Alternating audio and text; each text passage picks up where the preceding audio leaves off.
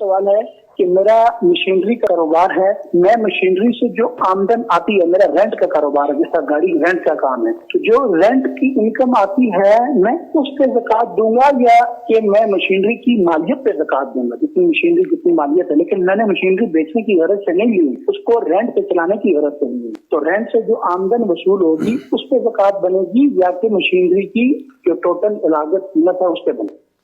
देखिए, एक बात तो तय है कि इस मशीनरी पर ज़कात नहीं है। दूसरी बात यह है कि इस पूरी आमदनी पर भी ज़कात नहीं है। उसकी वजह यह है कि जो आमदनी होती है आमतौर पर खर्च होती रहती है। पूरा साल क्या खर्च हुई, क्या बची, इसको देखा जाएगा।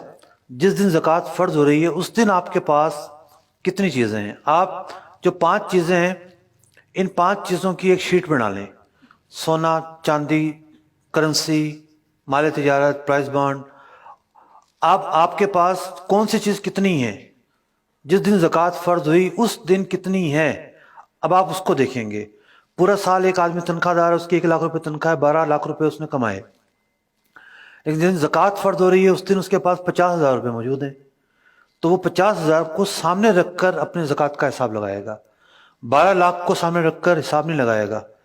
ज़कात टैक्स की तरह नहीं है कि आपने एक राउंड फिगर को सामने रख के ज़कात देनी है, नहीं। जो खर्च हो रहा है वो छूट है। पूरा साल जो खर्च हुआ, जो आया, जो गया, उसका हिसाब लगाना ज़रूरी ही नहीं है। तो यूं एक माना में आप ये यूं कह सकते हैं कि पूरी इनकम पर ज़कात फ़र्ज़ है, इस तरह नहीं है।